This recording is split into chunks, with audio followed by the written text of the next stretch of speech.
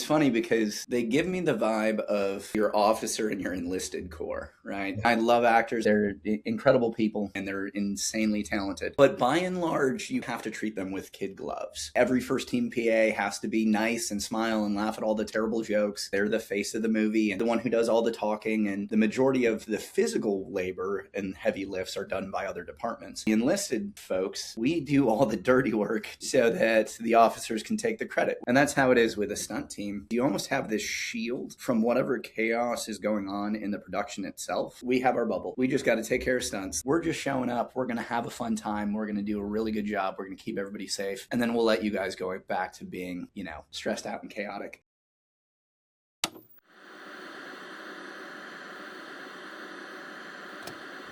That's not much of a change for you, right? My name is Carey Kight.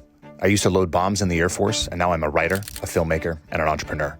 Through using the post 9/11 GI Bill to go to college, working hourly jobs to pay the bills, and freelancing my way into a career, I've studied what it takes to successfully transition from service to civilian, and that study has become a conversation.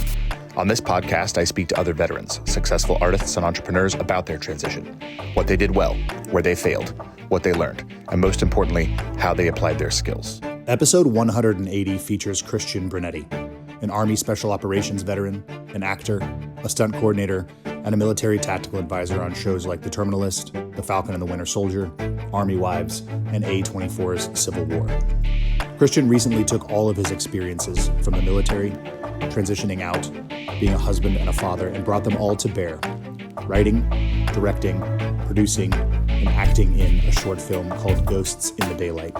In this episode, we talk about what it's like for everything in your life to come together in order to make art. Welcome. This is Veteran Made. Our merch store is live at store.veteranmadeproductions.com. Grab hats, t-shirts, and hoodies in both performance and tri-blend cotton fabrics. Use code VM-5OFF for 5% off your purchase. Veteran Made is also sponsored by GoPills, a military-grade nootropic that contributes to brain health over time. Use code VM15 at checkout for 15% off. I get my collagen protein from Bubs Naturals, where you can use code VETERANMADE, all one word, at checkout for 20% off your order. We're also proud to partner with True Made Foods, which makes condiments free from added sugar and sweetened with real foods. Use code VET at checkout for 15% off. We love socks in this house. I get my wife new socks every Christmas. More importantly, we love American-grown and made socks. Use code VETERANMADE15 at rucksocks.com for 15% off. And lastly, I end my day with Rack Out from Bravo Actual to maintain quality sleep, resulting in a well-rested body and mind. Use code VETERANMADE with a space between the words at checkout for 15% off your order. Enjoy the episode. Right, we are live. Good afternoon from the great state of Ohio for me. Good afternoon from the great state of Georgia. Christian Brunetti, welcome to Veteran Made. Thank you. Glad to be on. I'm stoked. I told my wife earlier, I was like, man, I'm so excited for this podcast today. Like, this is just a conversation I've been looking forward to having because you and I have been texting and chatting on the phone a little bit over the course of the last month or so. So I'm really stoked to have you, man. Stoked to meet you and dive into all things stunt and tactics and military realism on screen. Heck yeah. I love it. Yeah. So, I mean, let's kind of start like folks would, project wise, folks would know you from, or would know the work from The Terminalist, right? But like, where'd you get started in the industry? How'd you find yourself transitioning from the Army into this? So, the two good things I got out of my first marriage were my two kids and my movie career. Because like I never necessarily had any ambitions to go into movies or into film. And as I was preparing to ETS from the Army, my wife at the time and the mother of my kids asked if she wanted me to sign her up for a show called Army Wives to be an extra. And I was, I didn't care. They were filming in Charleston and it sounded fun. And also I just assumed they would never in a million years call me. Well, I'm getting out in March of 2012. I'm still in special operations. I just got back from Iraq.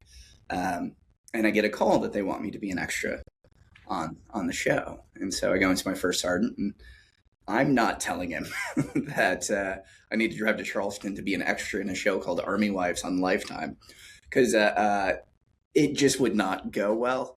And so I just said I had a job interview. And Top was like, well, what's the job? And I'm like, He's like, oh my God, what are you doing? I was like, I'm going to be an extra in a TV show. And of course,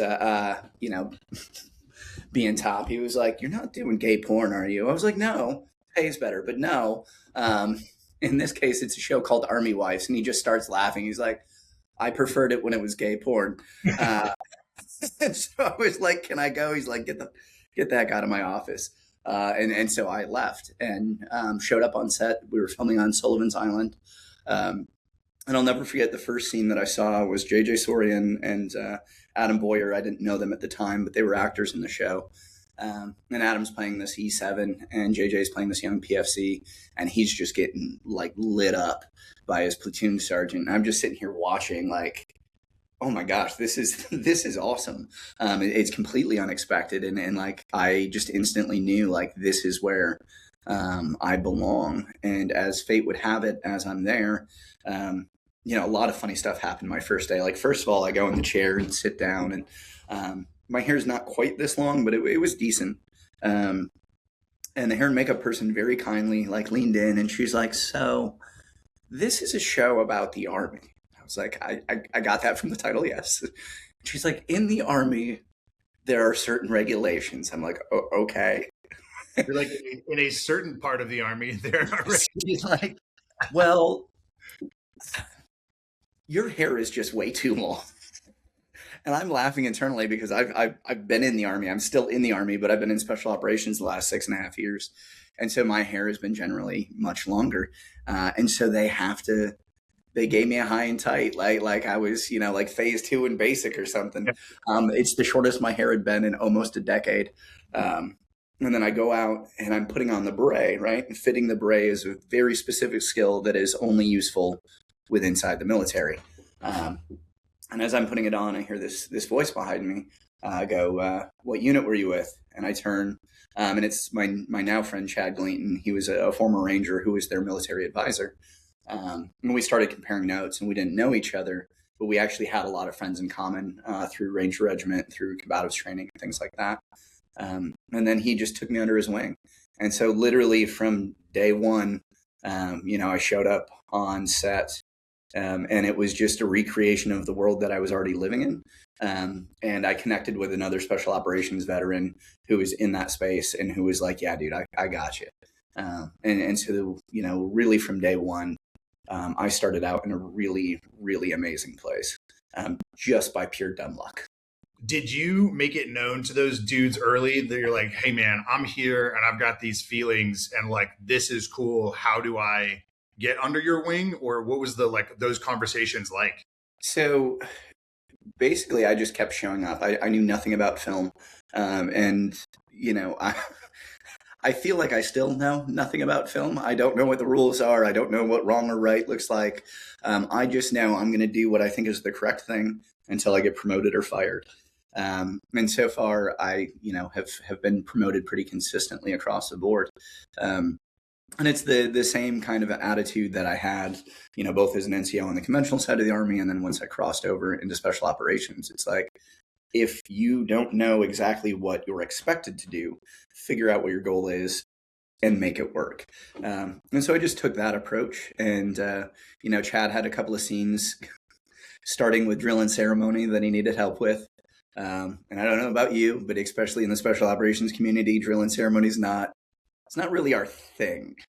Like, so here I am, fresh out of the Army, fresh, back from Iraq, teaching people how to, right face, about face, left face, march.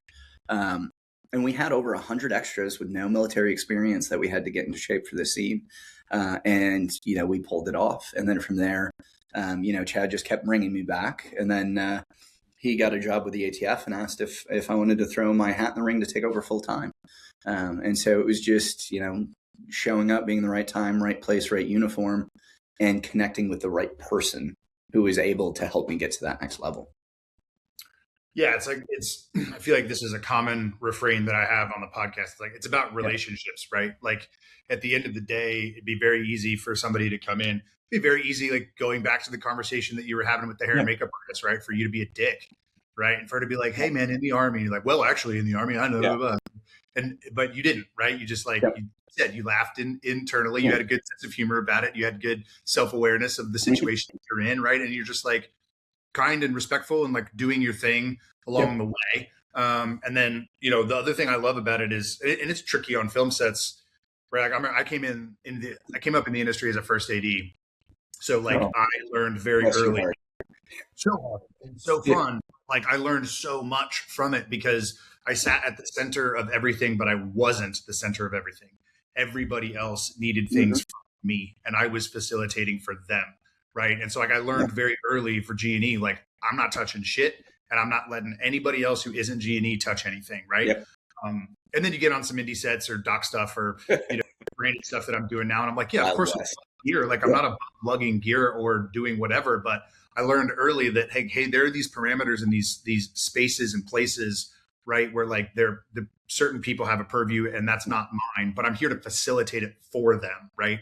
Yes. And so that mindset that we bring, like, I was a flightline guy, so I loaded bombs on fighter jets, right? And so like I'm not going to touch avionics equipment, I'm not going to touch the crew chief stuff, I'm not going to touch the engine stuff, right? But I also am going to work as hard as I can at the thing that I am, and then because I'm a member of that team, I'll let them know, like, hey, is this thing right? Like, what do we do here? Can I help with anything, right? And we transfer that mindset as well as our skill set onto a film set from the military. Sorry, one sec. My dog is sitting here whining at the door. I knew this was going to happen. Come on in, Knucklehead. I'm listening, and he's just staring, and he's just going. Yeah. There. Hi, buddy. Oh, hi, buddy. There he is with all my various gack from the film. Yeah, I love it. Yes, yeah. Sorry, back to what you were saying. Yeah, it's about building those relationships, right? And like and doing the right thing. And it's tricky on a film set because you want to. I mean, I know I had this experience, right? Like I want to do more because I want to help, but there's departments, right? And I would imagine being on the stunt team and tactical advising, like. I first AD'd a film, ultra low budget horror film, almost like a decade ago at this point, and we had a stunt team, and it was a horror film, so it was fire and death scenes and like just some different things. So not to the level of what you guys do in terms of choreography and all of the things that go into it, but dude, the set changed when they came on set because now the first AD is not in charge, the stunt coordinator's in charge. But he's still talking to me and he's respectful of my position because he knows what it is that I was doing before he got here. And it's this dance, right? Yeah, no, absolutely. And that's one of the funnest things about being in stunts, which I got into a little bit later. And I came into film completely blind. There was so much stuff I had no idea about. Like the fact that there was a difference between stunts and actors. Like I did not grow up in the industry. I knew nothing really about it. And I just assumed that some people are really good at saying lines, but also can do stunts. I didn't realize they're two very, very different career tracks. And it's funny because they give me the vibe of basically your officer and your enlisted corps, right? Because, and I love actors. I love acting. I love working with actors. Like they're incredible people and they're insanely talented. But by and large, you kind of have to treat them with kid gloves, right? Like every first team PA has to be nice and smile and laugh at all the terrible jokes, because they're the face of the movie and they're the one who does all the talking, and the majority of the physical labor and heavy lifts are done by other departments. But the actors are the face. Well, the enlisted folks, we do all the dirty work to get the mission accomplished so that the officers can take the credit, that's just what you sign up for. It's just kind of how it works. And that's how it is with a stunt team. And it's awesome because you almost have this shield from whatever chaos is going on in the production itself, because we have our bubble. We just got to take care of stunts. Like I'm not concerned about whatever other things are going on, in the film or, what interpersonal, politics are going on. We're just showing up. We're going to have a fun time. We're going to do a really good job. We're going to keep everybody safe. And then we'll let you guys go back to being, stressed out and chaotic. It's amazing, in that aspect. The trade-off is on the acting side of the house, just kind of like the difference between officers and enlisted, you tend to get a lot more respect from within the industry and even from the outsiders, just because they don't know what goes on behind the scenes. In a lot of ways, that's one of the things that makes the stunt world so fun, because you're the man behind the curtain. You're making the magic happen, and nobody even realizes you're there half the time. Yeah, and my dogs are invading. All good. You guys should be too, guys. All good. We love dogs. My dogs are downstairs making a racket with my wife and my sister-in-law and the baby right now. So you took over from Chad on Army Wives. Yep. And I mean, what is that like? Obviously you had proven yourself, right? Yes. And you're doing a new season and the team is like, Chad, who do you think should replace you? And he's like, Christian should do it. And they're like, okay, cool. And then all of a sudden you're into another ring of this fire. Yes. Yeah. Yeah. And so, long story short, he actually put my name up with a couple other folks. And it was a very short list. I think there were 3 of us and I was number 2. And they went with, I think it was Chad's former squad leader from Ranger Regiment. I was like, yeah, I mean, I would have gone with him too. Yeah. And so I actually initially didn't get the job, but I was excited. I wasn't planning on getting the jobs. I was excited about the opportunity. So I just basically told them, hey, whatever you guys need, I'm always here. Well, it worked out because I was in school at the time, and our first week of production was during my finals. So I was like, it just worked out. I wasn't going to be able to do it anyways. Well, during my week of finals, I get a call from Barbara D'Alessandro, who is our unit production manager, absolutely amazing. And she's like, hey, basically the guy that we had slotted, he got picked up for a job on the government side. And so he's out. If you're still interested, we'd love to have you. And I was like, absolutely. Coolest day of my young film life was walking into a production meeting, with all the producers, all the directors, all the department heads. And I actually still have it. I wish I'd grabbed it. But there was just a little placard that had my name on it. And I had a seat reserved at the table with all of the department heads and important people. And I sat down fully realizing that a year ago I was an extra. And now I literally and figuratively have a seat at a table that I never could have imagined being a part of. And it was absolutely incredible. And then from there, it was off to the races. The challenge of a show like Army Wives is that there is a lot of garrison and, especially in season 6 and 7, a lot more combat focused stuff. So you're dealing with both sides of it. And so I may have to do everything from, and we did, teach shooting lessons. I taught people how to do 9 lines. I taught them how to call for fire, basic first aid, how to do remedial and secondary action on, weapon stoppages. Like we went through the whole 9 on one side. And then on the other side, it was, where do these, patches go on the uniform? How do we set up class A's? What's the difference between an Air Force and and an Army uniform? And so I'm having to dig into both sides of my military experience to kind of bring the show together, which was, an absolute blessing because, one, it made sure that I was sharp on my fundamentals across the board. And 2, you see the importance, again, from the storytelling perspective of how do we tailor those experiences differently for the actors, right? Because if you're a colonel who is in garrison and commanding troops from there, your experience is going to be a lot different than the second lieutenant who just got to his platoon who's deploying to Afghanistan. And so those are the dynamics we were kind of dealing with. And we jumped right into it from there. And I was very fortunate. We had an amazing cast coming in. I called them my Reno 5. Counting JJ Soria, it was 4 other new characters who were coming onto the show, and man, I put those guys and girls through absolute hell, and they ate it up and smiled and laughed and came back for more. It could not have been a more exciting first experience as a military advisor. And as a quick side note, one of our characters in season 7, Joshua Henry, just won a Tony last night for his performance in Ragtime. And so it's amazing to see, 10 years later, we're still in contact and seeing all these guys, grow in their respective careers. That's one of the coolest things about the industry is is that, right? Like it's not a traditional corporate job, right? Where it's like, oh, I got another promotion at this company. Like this is amazing. Yeah. It's just kind of like, it's kind of boring to keep in touch with people.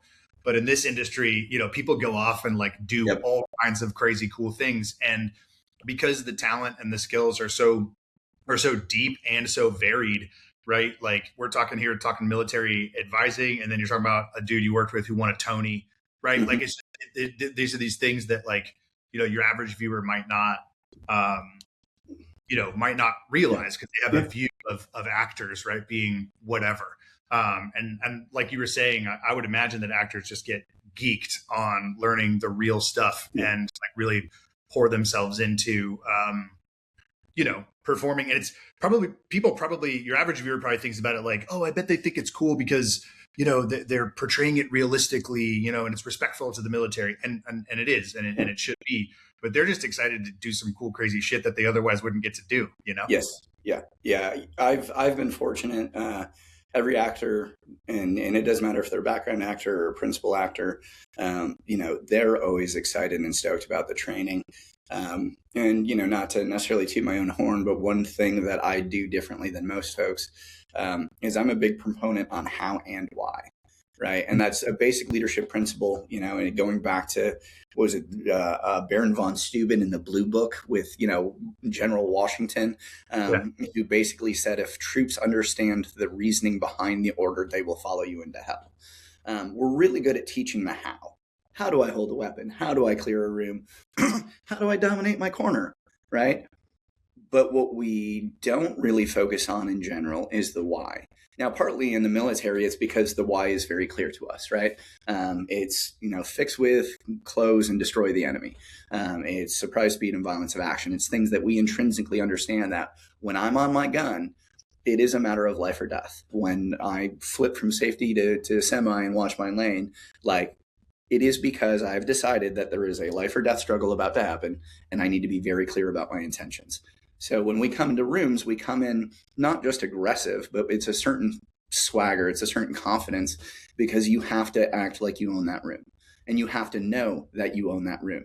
Doesn't matter who's in it, doesn't matter how outgunned you are, how bad it is, you have to go in with the attitude that you're the baddest MF that ever walked the earth, because the alternate is death.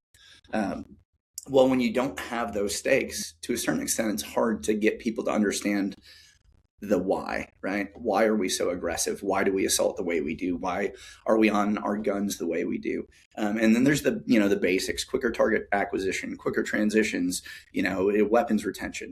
And those are all correct. But the deeper why is because we are doing violent things to violent people, and we need to have an attitude that backs that up.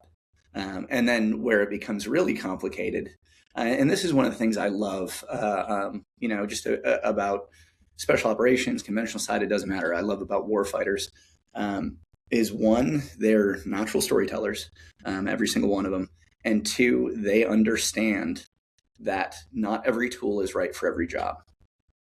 You may have just been shooting at me. I may have put rounds in you. You may have shot one of my buddies. But like once we cross the objective, once we're past our limit of advance, it is now my turn to provide medical care to you to the utmost of my abilities. That's not an ability that most people can understand or do, right? And it's this weird hodgepodge of being a very violent and very attentive human being simultaneously. Because within the same room, I may be dealing with a dude who has an AK, his kid who doesn't know what's going on, his wife who may or may not have a suicide vest on her, and I don't know. I have the rest of my life to make those decisions and figure it out. And so I can't come into this room with a lack of confidence, with a lack of, trust in my abilities. And then also the biggest why for why we do the things the way we do. And I think this is universal. It doesn't matter what branch you served in, what unit you were a part of. Every service member I've met, their biggest fear when it came to combat was not dying. It was failing their teammates. And that's why we do the things the way we do.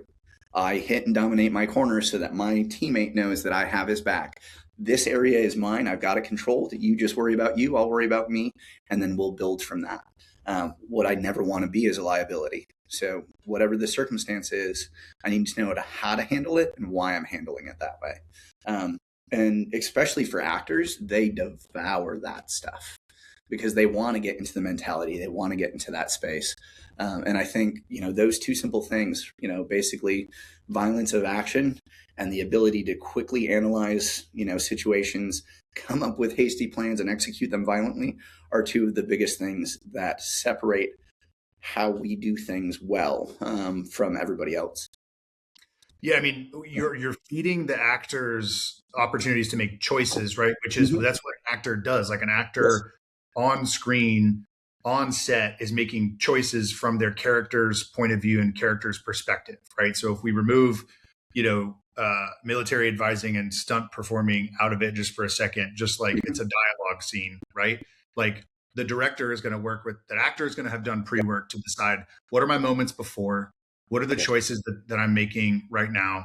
What are the options in the range of choices that I think this character could make, right? And then that dynamic plays out on screen and coverage and all of that good stuff, right? So what I hear you describing when you're bringing this advising into it, you're not just showing them how to look, quote unquote, realistic on screen, but you're actually pouring character into them to allow them to explore a world that if you just showed them how to do something, that they wouldn't understand why their character might do those things, and then make those not just technical choices from a realism standpoint, but like what are those choices that this character is making in this room? Yes. Yeah, absolutely. And even this is where it gets hard because I have so many amazing stories from what we just filmed. I can't share almost any of them with me with people right now. But one thing that I can speak to, especially for the show Tarma List and Army Wives, was very much the same way. They honored both sides of the commitment, right? The war fighting side and then the home life, the garrison side, even to the point where we were, connecting our actors with veterans and veterans' families who may have gone through similar circumstances and situations, so that our actors could better understand what is this like? What is this, specific experience like for the mom, for the wife, for the kids, for the dog that's left at home? What does that look like? How does that impact them? And so I think you touched on a very important thing about, not just service members in our lives, but about the understanding of the tactical world. Is we do see such a small part of it, right? We see the cool room clearing on TV, and maybe the uniforms and plate carriers are set up correct, which is that's awesome. No matter who you are, no matter how many missions you went on, no matter how incredible of an assaulter you are, 90% of your time is not spent on targets. It's just a fact of life, right? And so much of what goes into being a service member or being a veteran is that other 90% of the time, right? It's the frustrations, it's the angers, it's the excitement, it's the heartbreak, it's, the boredom, the sheer overwhelming boredom. And then on the flip side, it's all the things that your family has to deal with when they're not with you. And so getting people to understand that, it's amazing how hungry actors are when you present it like that. And they absolutely devour that. Yeah, and I think audiences are hungry for it too, right? Like we've seen this, like what you guys have done, with the Terminal List and with Dark Wolf, and obviously with True Believer coming out later this fall, right? Like we're experiencing, and the guys who are working with Hemsworth on Extraction. Yes, yeah. You've got what's his name who worked on The Gray Man. Like I keep seeing that reel over and over again. He's talking about Gosling is the best weapons handler he's ever worked with, and I see that about other actors as well. And like what guys in your position often say is because they're sponges and they just want to do it right and they want it to look good. And so it's like this marriage of healthy ego in service of a final product. Yes. Right. And the final product is what's on screen, and what's on screen is meant to like entertain and inform the audience. And so it's as we experience this, like, it's really easy to get excited, I think, about like, oh, military realism, but like it's really informing story and audiences. Jack talks about this all the time. David Agilia talks about this all the time. Like let's make sure that the war fighter really appreciates what it is that we're doing. And that's really, really important. But also, like the rest of us that haven't cleared rooms and been on target like that, we're going to learn more when we're informed the way that you're informing these actors than if we only focused on it looking good. Yes. Yeah. No, I absolutely totally agree. And I love what you said about actors and their abilities to be sponges, and they have a healthy ego. One of the great blessings of the second chapter of my life, because, and I got to work with a lot of really amazing units and a lot of really amazing people at my level. But, once you start getting up to, Delta and DevGru and the tier 1 space, like those guys are just amazing. They're legends. And the same thing with actors, right? Especially at the elite level. And one thing that I've found, and I'm fortunate enough to have friends who are both with the unit and at DevGru and friends who are definitely A-list celebrities. In a lot of ways, they have the same personality, different skill set, same approach, right? Just like you said, one of the craziest things that I heard in getting to know, guys from the unit and talk to them and get their feedback is one of the biggest things that they look for are people who are able to quickly recover from failure. It's like as simple as that. Like, can you make a mistake and move on and improve? And can you do it quickly? Because ultimately, that's how you acquire skills rapidly. That's how you solve problems rapidly. It's as simple as that. And these are the best shooters in the world, the most accomplished men you will ever meet on the face of the planet. And also almost annoyingly humble. Yeah. You're like, dude, you can brag a little bit, like it's, but it's because once you're in that environment, everybody is as good as you, if not better. And so the only way to stay there is to, keep your mouth shut, your ears open, learn quickly, adapt, and understand that it's always an ongoing process to be great. And you see that on the acting side of the house too, and I think they understand that partly more directly because every film that they do could be their last, right? It's an ongoing process, which is funny because, what do they say in Ranger Regiment and a lot of other units, that selection is an ongoing process. Mm-hmm. So you see this same thing where you have high achievers who have low egos and high drives who are consistently trying to better themselves. And they're surrounded by other elite people who are the same way. And so it's this healthy competition that causes growth and creates some of the most capable human beings on the face of the planet. And it's such a simple recipe for success that, I didn't even know existed. But when you look at it, it's really that simple.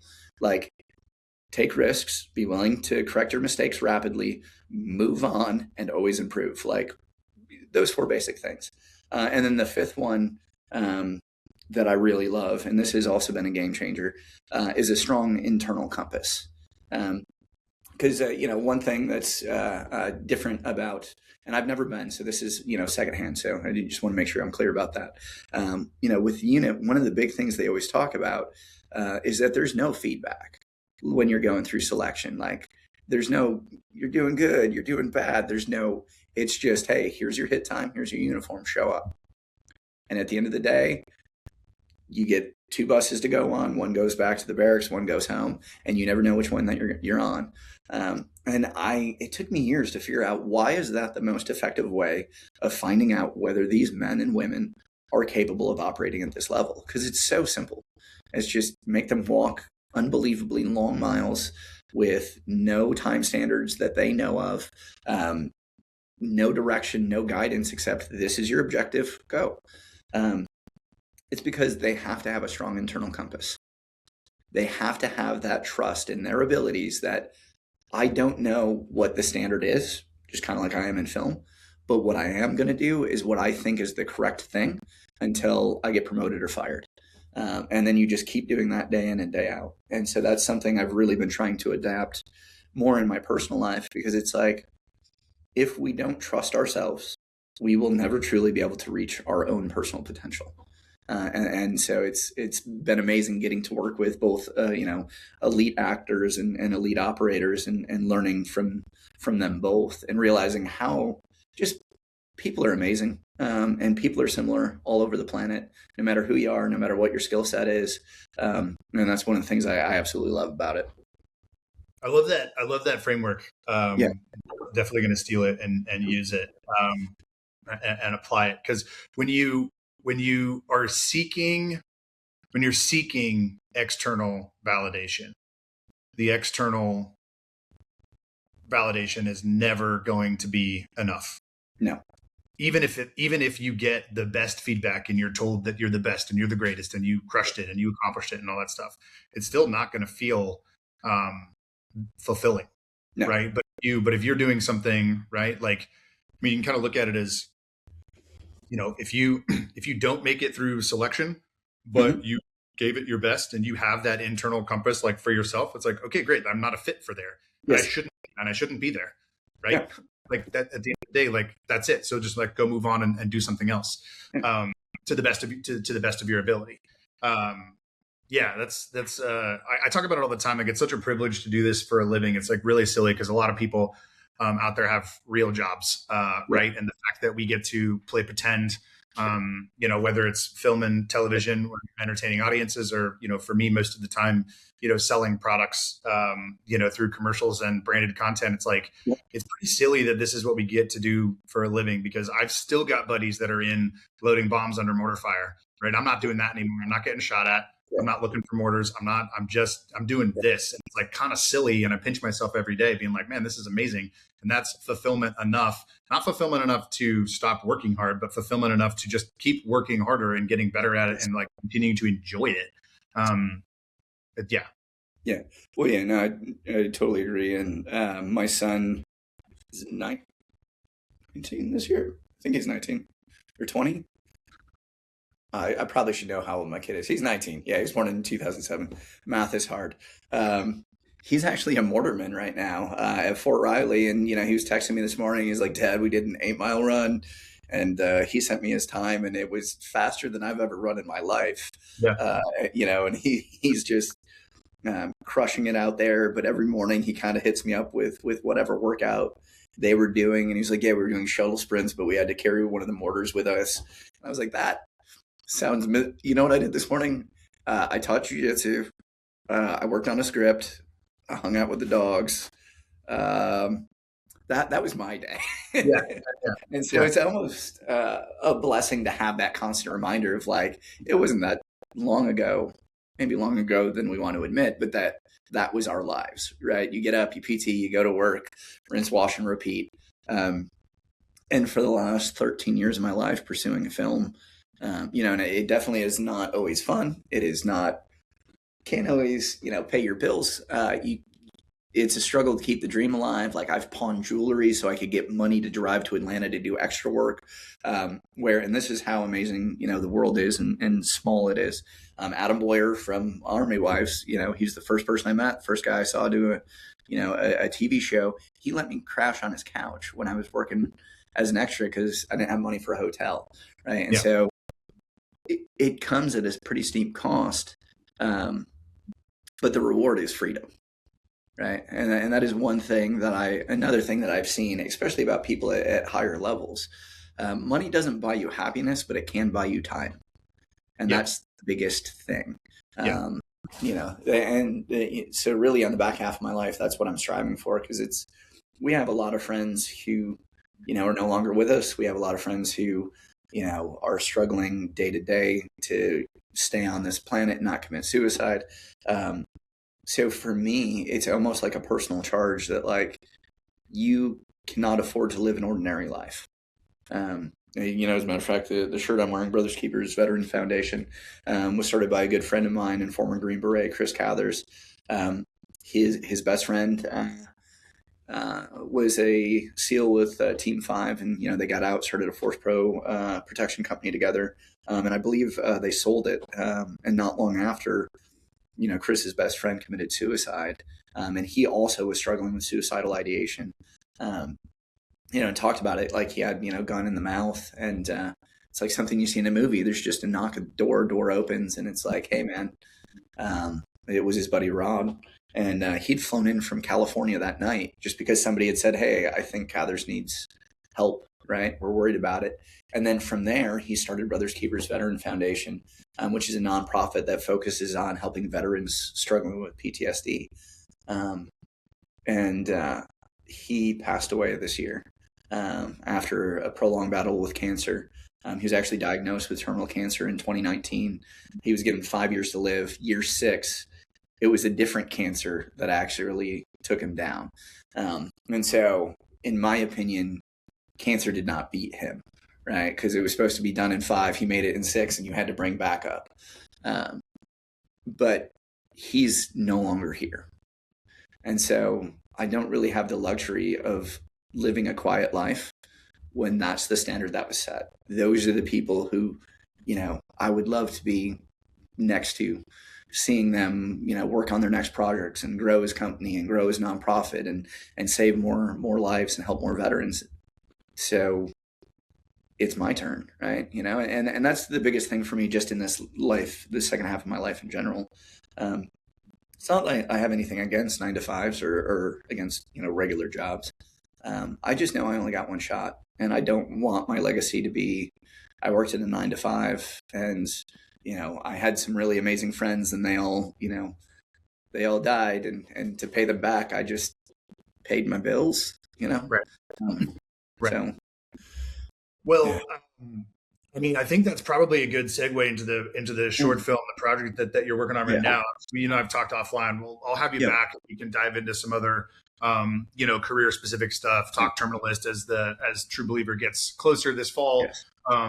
But I am curious, kind of on that emotional note that you were just describing, and then how you've taken your experience as an advisor and on stunt teams to say, I'm going to write, direct, act in, and produce a short film that I wrote, that really, like, I've only read the script, obviously, because you guys haven't shot it yet, but like it puts everything you were just describing onto screen and takes us kind of into your head. So what can you tell us about it right now? And then what can you tell us about the process of pulling it together? First of all, when you're listing all the things that I signed myself up to do, I just, my first thought is, man, I'm an idiot. It's, this has been an amazing, but very daunting project. And part of the reason I started it was, combination of Chris Cathers and then my wife, because we had wanted to do a suicide prevention video for BKVF, but things just hadn't worked out. And one of the last conversations Chris and I had, he said, basically he's like, man, I want to see your work. I want to see you, do this. And I'd love to support you any way I can. If you get it finished, we could maybe show it at the gala or something. He's like, basically all I care about is supporting you as a friend because I believe in you. And that meant a lot to me. And then coming home, I struggled with writing. I've had writer's block for longer than I care to admit. And my wife just looked at me and she said, you need to not write like a producer. You just need to write. And what that means for our viewing audience, writing like a producer is writing it going, okay, with the money and resources I have, what can I film? Which is a very reasonable way to write. In some ways, it helps you guide your story, but in other ways, it's very limiting because as you're writing, you're like, well, I can't afford that. Well, that's going to be expensive. So instead, I just wrote, and it was a slice in the life. So there's no real backstory. You're just kind of dropped in. And I wanted to show what it was like, at least for me, in experiencing PTSD, because that has been one of the biggest misnomers I've seen in Hollywood and just in general society. That like if you have PTSD or a TBI or you're a veteran, you're probably an alcoholic, you probably do drugs, you probably cheat on your wife, you gamble, you can't pay your bills, you're, hooked on whatever meds the VA is sending you, you're mentally unstable, you can't keep a job. While aspects of all of those are true, right? Those are all signs and symptoms of a TBI and PTSD. Most people I know who've experienced TBIs and who have PTSD are CEOs, they're directors, they're writers, they're entrepreneurs, they're mothers and fathers, they're successful in what they do. they just have an added weight that they carry with them. Right. And, like for me, like my wife's amazing. Like I've never raised my hand to my wife, nor would I. She's a friggin' angel. I'm very aware of my emotions and especially my anger, right? Because it's when you've been trained for war for 20 plus years, and whether it's jujitsu, mixed martial arts, or, actual war, you have a pretty decent capacity for violence. I'm very aware of that, right? And so under no circumstances would I ever be like, oh, I'm so mad that I'm going to resort to a tool belt that is reserved for, the worst people on the face of the planet. So for mine, it's a lot different.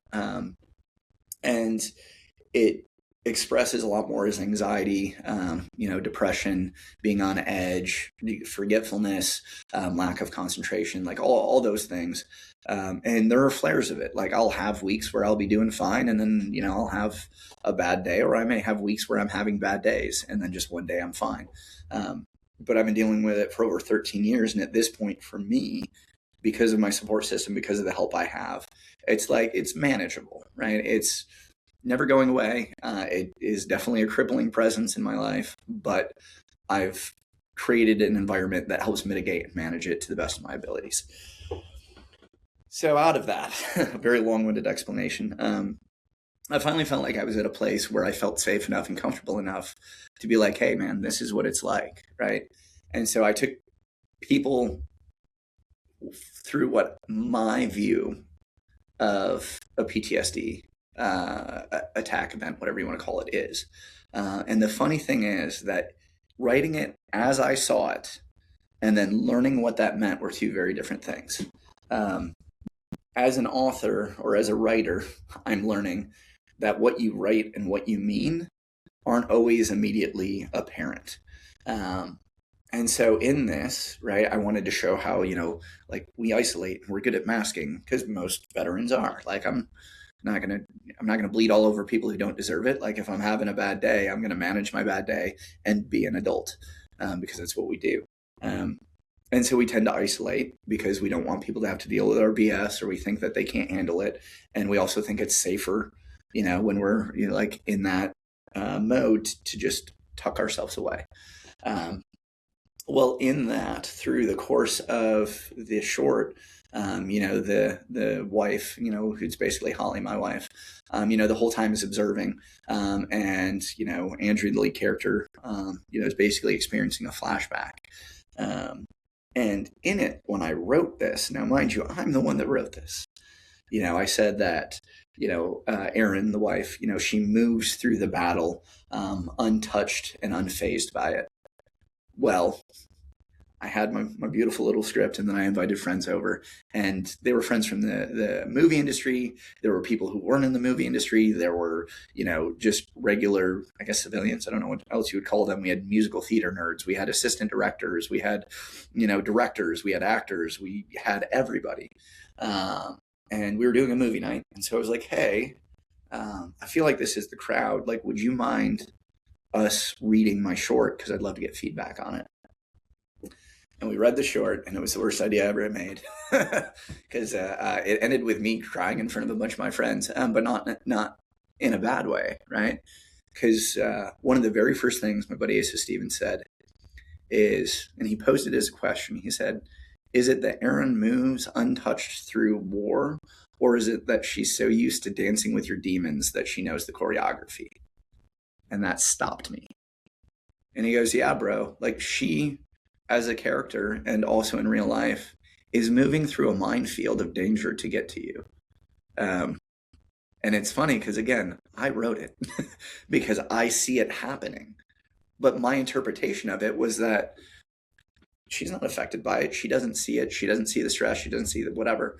And then I realized, man, I'm an idiot. I'm a fool. I never realized that, like, these walls that I'm putting up, these defensive walls to protect me, from, PTSD, from whatever it is, are actually barriers that keep the people who want to help me out the most. And then the other thing in it is, during the flashback and, because we're jumping back between the flashback and present day, the members of Andrew's unit keep disappearing in the modern day. Well, one of the things that we talked about is how that's absolutely not true, right? One of the biggest things that everybody talks about when you get out of the military, and this part is true, how you lose your team, right? You lose that cohesive unit. You feel isolated. You feel alone, and there's a lot of truth to that, and can be very bitter.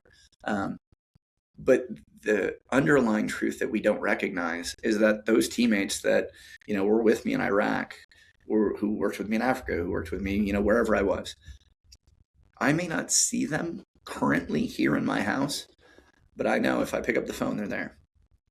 And so, again, the guy who wrote it is sitting here going, I didn't even realize that I have this thriving, support system of veterans, some who I served with, some who I didn't, and, an amazing wife who are there for me, even when I feel like I'm isolated, alone, and dealing with my, my shit. And so it's been really eye-opening and incredible to look at. It's been very humbling. But the biggest thing that really motivated me is for 13 years, I've been trying to figure out, how do I show people what PTSD is like in my experience? And that's, as I started writing, that's what kind of came out of it. And the other big thing that I realized is that for veterans, you exist in a duality. And you see this, here, where half of our brain is in the present day, and it is responding to stimuli as appropriate. The other half is trained and always at a state of war. It's reflex. It's just there. And so as soon as we get some kind of stimuli that tells us there is an element of danger, all our old training chemically kicks back in and says, you are now at a state of war. And so I may be sitting in my living room talking to my wife, who's making eggs, and I'm fully existing there, but I am also fully existing in having this PTSD event where my brain is trying to convince me that I'm back in that war fighter state, that I'm in danger, that, whatever it is.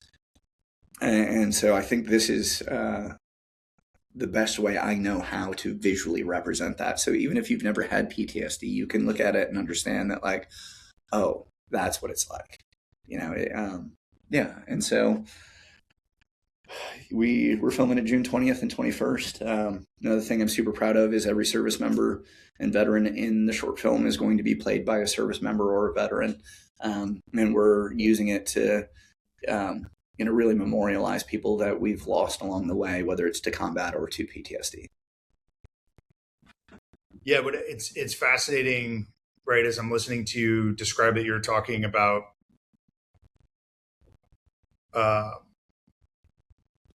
the value for an external audience, right? To understand.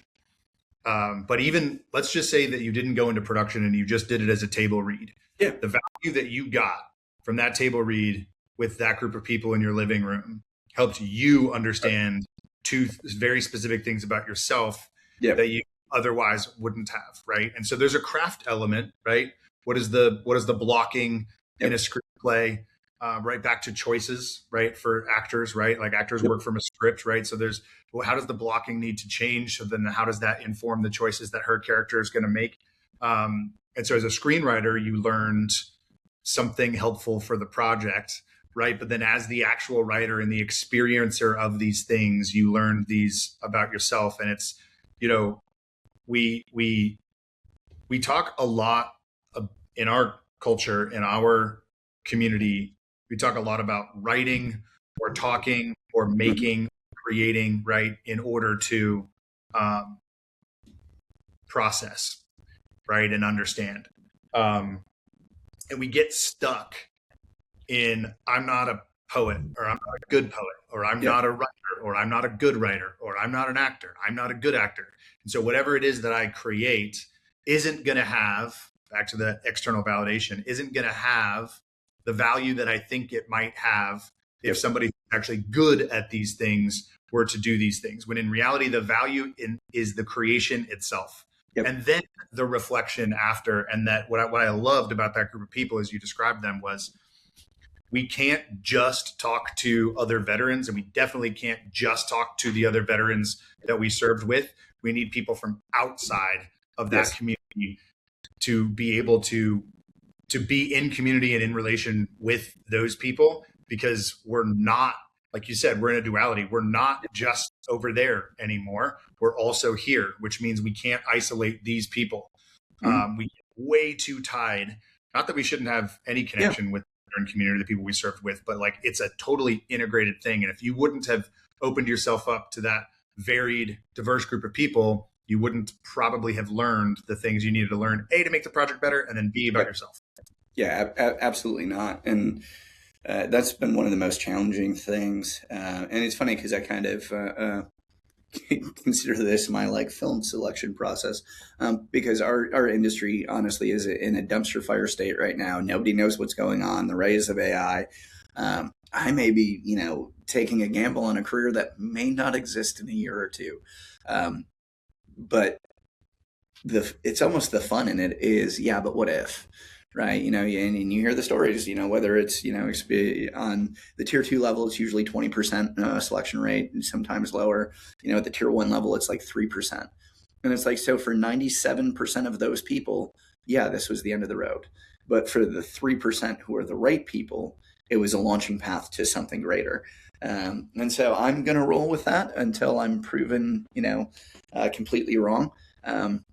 The reason I bring that up is, and I've been able to accomplish some fairly decent things in my lifetime. I'm very proud of the things that I've done. However, in that, I know up until this point in my life, I'd never challenged myself, partly because I was afraid of the answer, what if I'm not good enough? The truth is, and this is something that I've been fortunate enough to work and teach my son on, it doesn't matter. Like, actually, the answer to that question is as important as the question itself. Say you go through it. Say, whatever it is you want to do, whether you want to, go to RASP, or you want to try and go to Buds, or you want to go to the unit, or, you want to become an actor. I don't care whatever it is. If it's something that's extraordinary and outside the norm, where you're really going to push yourself, you have to be willing to accept the fact that you may fail. And that's, yeah. I almost jumped in with this earlier. It wasn't appropriate at the time, but I'll tell you now. So I enlisted in the Air Force to be a PJ, and I went through, and I made it. I mean, people can listen. There's old episodes that I've done and episodes with other people. You can hear the whole story, but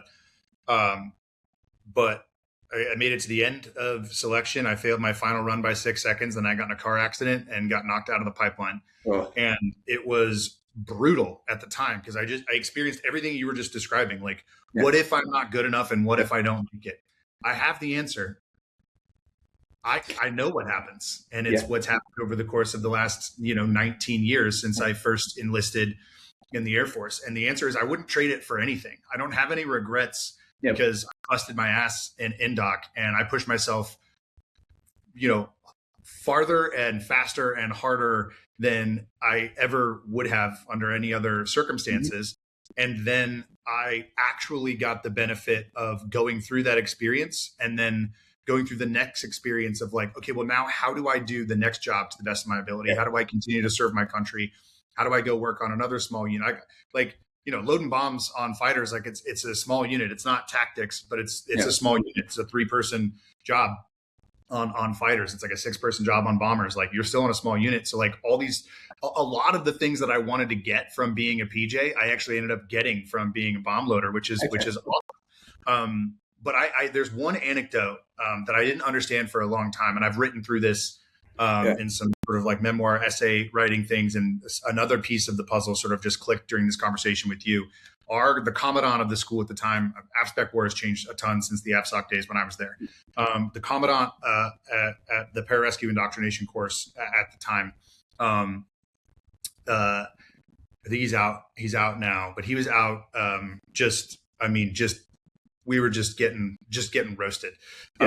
Just absolutely getting our asses kicked out there.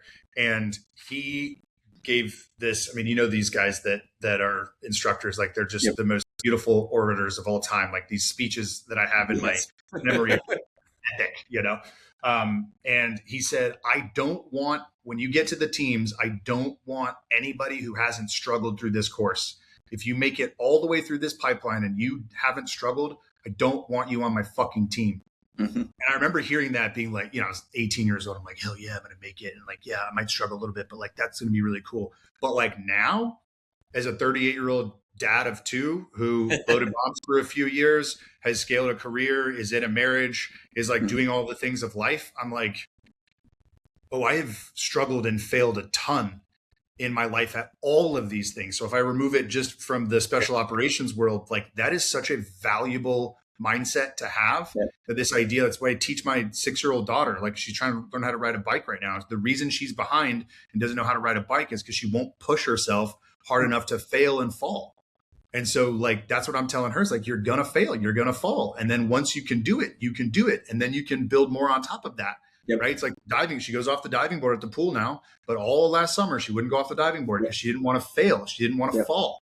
And it's like, no, this is what we do. We build a life of like these little failures and these little struggles that put us in position, if we're willing to step back, expand our focus frame and look at it and say, okay, I am a capable person who has struggled. And then now I can build on that and keep going forward in whichever direction it is that I choose to go. Yeah, well, and that's an important tool in anybody's toolbox. And it's such a minor differentiation, but it's the most important one. And it's the difference between I'm a loser and I've lost, right? Yep. Because one is a sense of identity. And that happens to a lot of people, right? They start stacking up failures. They take it personally. They think it's a reflection of who they are. But going back to that strong internal compass, if you know that your intent is right, your direction is right, your work ethic is right, whatever it is, you may not end up where you want, but you'll end up where you need to be and where you should be. And that will be built off all those failures and continuing to grow. And that's one of my biggest regrets about the military that I'm definitely getting a redo on, is just that. Like I knew I was capable of more, or at least I thought I was capable of more. And I ran with, the guys I wanted to run with and had an amazing time, but I never tested myself because I was afraid of that failure. And it wasn't until years later, I finally got to a point where I could just kind of let it go, because you can't undo the past. And two, to contradict what I just said, I think you do get a chance to take the test again. Yep. Right. Some things in life only come once, right? I'm too old. I'm not going to go back into the military. I'm not going to, try and see how far I can push myself. I'm in a new arena though. I'm in film, and I'm working with, you can't get any higher, like the top of the top of the top of the top. And so now it's my turn to say, like, if I think I belong here, am I willing to do the work? Am I willing to trust myself, no matter what external evidence is saying, that this is the path and that I'm going to walk it until I either get fired or promoted? And it is terrifying. It is frustrating. It is scary. It is liberating. It's exciting. It's empowering. It's 1,000 different things all at once, because you're exposed, right? Like I'm really, or was really good at the job that I used to do, because I'm really good at being invisible. It seems weird, especially with the crazy hair. But it's just one of the things I was great at. And I'm really good at just staying in the shadows and helping people succeed. I enjoy it. But part of it is because I don't like being the center of attention. Seems counterintuitive being on a podcast, but I was like, I don't like ridicule. I don't like opening myself to rejection. I don't like all these things. Or at least I didn't. And now I'm at the point where I'm like, I don't care. None of it means anything, right? Outside of my wife and my kids and my dogs. And honestly, my circle of friends and like my fellow vets outside of my circle, your opinion means terrifyingly little to me. Or it should, if it doesn't. Because these make-believe opinions of people that, I've never met are somehow impeding me from pursuing the thing that I want to do most. And it's just insanity. And so, I kind of took the jump and have been falling ever since. And it's, like I said, it's absolutely incredible. I have no money. I have no budget. The amount of people who have volunteered to do this absolutely for free. I have people flying in from all over the country. I got folks flying in from LA to help me out. And it was all built on, one, our relationships, two, my willingness to ask, and three, the script. Because, the people read it and they see it as what I'd like to think is something truly unique and special, because so much of what we're being spoon fed on TV today is just fluff and nonsense. Like there's no meaning, there's no depth, there's no storytelling. It's entertainment for entertainment's sake. And this is something real. So I feel like I'm getting that chance to do all over again. And it's like, hey, you know, you missed your shot in your 20s, but now you're 40. Like, here's your chance to see if you can run, you know, with the elite folks and be at the top of the mountain. And I may fail. Like this, I'm the biggest single point of failure that I am concerned about in my short. Because I know the team that I have, and they are amazing. They're experienced. They're just incredible and passionate about it. We have all the tools to succeed, and so now it's like, yeah, dude, this is gonna succeed or fail on my effort and my execution, and I'm okay with that. For the first time in my life, I'm like, if people don't like it, as long as I'm okay with it, and as long, especially the veterans who worked on it, are okay with it, I don't care. I don't, right? Because it's like I realized I've let so much of my life be captive to the opinions of people who don't even really care. And it's not in a callous way. It's like people are busy. You know, to quote Oppenheimer, did you ever think that you were so inconsequential that they weren't talking about you? And you realize that, like, yeah, man, like we do these weird things. We pursue these dreams. We have these unusual jobs. And we think people are going to judge us, but like most people are just dealing with their own stuff. And if they're judging you, it's saying more about them than it is about you. People are too busy having the exact same concerns that you have about themselves that they're not going to judge you at all. And if any judgment comes, it's going to be like, fuck yeah, man, he did it. Yeah. Yes. Yeah. And it's been amazing. And so, you know, I share that to just encourage people, like, don't wait, right? What is it? The best time to do the right thing is today, or was yesterday. The second best time is today. The worst time is tomorrow, right? Yeah. If you were thinking about doing something in your life and it seems batshit crazy, but it is beneficial and good and benefits the world around you, do it. Take the chance. If you fail miserably, at least you fail in the attempt, as opposed to failing in the execution and never getting out of idea mode, right? Don't be afraid to fail. I teach jujitsu. I'm a black belt in jujitsu. I've been submitted way more times than I care to count, or could count. It's probably 10,000 times. But each one of those cumulatively gave me the skills to be the talent that I am now. So, you know, certainly way back to your point, it's, you got to get those reps in. You got to be willing to fail. You got to learn your lessons from the failure, grow, and move on. Yeah. Yeah. It would, if you don't, you'll never know. Right. Yes. And if you do, then you'll know. You'll have, like, back to what you'll have the answer. And I think the courage it takes to accept that, back to what you were saying, it's like the courage to accept, the courage to accept the opportunity to get an answer to the question. You know, most people just spend so much time asking these questions, and it's not even the attempt that's scary. It's the potential answer that's scary. And on the other side of it, kind of regardless of what the answer is, it's worth it. And back to what you were saying about the lack of depth in storytelling. That's why I think you were wrong earlier when you said I might be attempting a career that in 1 or 2 years isn't going to even be an industry. I was talking to a development executive this morning, just kind of general meeting about some potential projects. And, you know, he was just sort of bemoaning AI and bemoaning the next generation and all of these things. And I was like, no, the humanity is going to shine through. It is up to us to keep our cynicism at bay, because the moment that we, who have the opportunity and the power, the privilege, the responsibility to create, are cynical, when we're cynical, we're lost. Mm-hmm. Everybody else can be cynical, but if we're not cynical and we hold that line and we help humanity shine through, and other people who were cynical, then they will start to, their hearts and their minds will start to change, and they are already craving stories. They don't want content. They want stories. And we can't let, you know, whatever powers are out there telling us that we think people just want content. It's a lie. It's the worst lie. Yeah, absolutely. People are just hungry for real connection and realness, especially in a world that's becoming increasingly fake. Yeah, and that's another thing that, in pursuing this, we're trying to do it as practically as possible. Obviously we'll use computers for editing and all that, but even for the effects, just because I love the artistry of people.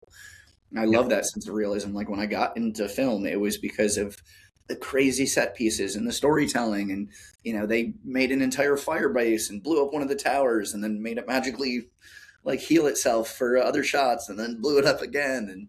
And first movie I was in was like a Lifetime movie called Honeymoon from Hell, and there was a hurricane going on, and they had a wind machine and like rain, and I'm outside just getting drenched and like, this is movie making. Yeah.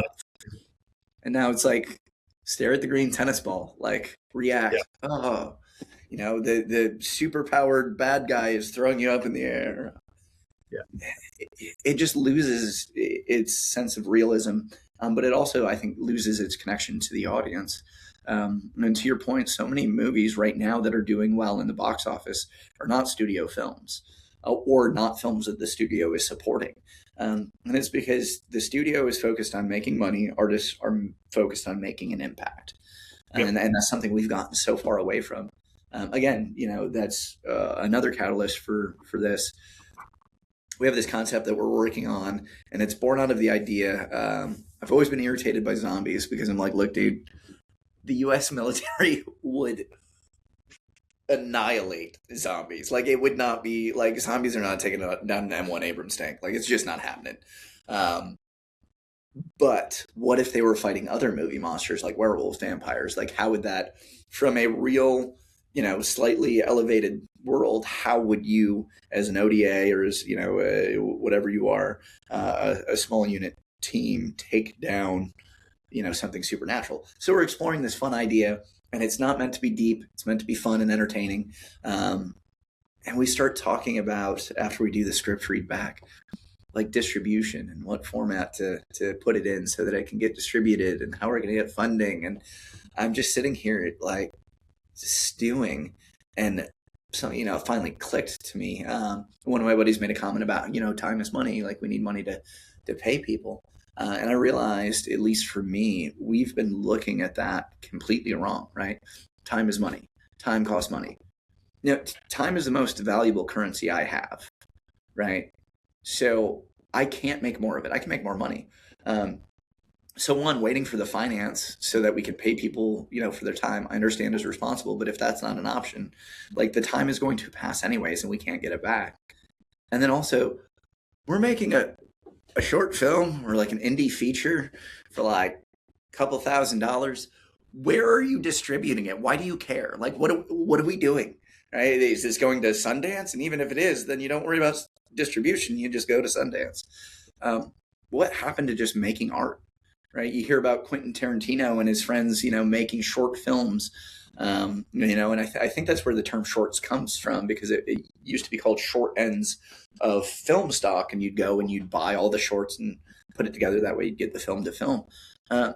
Like, he made those movies for him and his friends because he liked making movies. Yep. Right? Kevin Smith made Clerks because, he was a clerk and thought it was interesting, for next to no money. So, like, why did we as artists and creatives decide to chain ourselves to the same thinking that has completely bankrupted our entire industry? And so, I foolishly was like, all right, this is how I'm going to approach this year. I'm not doing any fundraisers. If people want to donate money or help out, I'll accept it, but I'm not, if I don't have the money, I'm not spending it. And I'm not worrying about distribution. I'm worrying about creating content that makes an impact and means something to me and to my audience. And I'm just going to let the chips fall where they may. Because I can't control whether or not, we get renewed for a show and I get called to work on the show again, which I love. Love the Terminalist, love the Terminalist family. We're not the studio, right? So we can't control what they do. But I'm a filmmaker and I can control what I do. And so, that just inspired me to just, say, screw it. Like, I may not have the money, I may not have the resources, but we'll figure it out on the way down. That's it. I love it. Yeah. That's what we're doing with this doc that we're making. It's like, we're not going to wait around. So we're just going to make it, and then we'll kind of figure it out as we go. All right, I'm definitely going to have you back. We'll chat a little bit after you've made the film, and we'll kind of see how that goes, and then we can kind of go back and chat list. We can chat Civil War. We can chat some of these other dope projects that you've been a part of. But Christian, where can folks find you? Where can folks find the work? Easiest way to connect with me, honestly, is on Instagram, see Brunetti Film. You're going to see a lot of pictures of me and my wife. I love her. She's my best friend. And I do occasionally post updates about film and things like that. Easiest way to get a hold of me. I love connecting with people, so feel free to reach out. Yeah, man, we will. We'll collaborate on IG posts for this here in a couple weeks when this episode goes live. And dude, break a leg on set. Text me updates. I'm excited to hear how it goes. If you need anything, any help from afar as you get closer, feel free to bend my ear. Dude, I definitely will. And my BTS guy, and I think I sent you some of his stuff. He's coming to take photos and said, dude, you'll have. Oh, sweet. You're gonna have some amazing behind the scenes stuff. Amazing. I can't wait. All right, brother. We'll speak soon. Dude, absolutely. Bye, bro.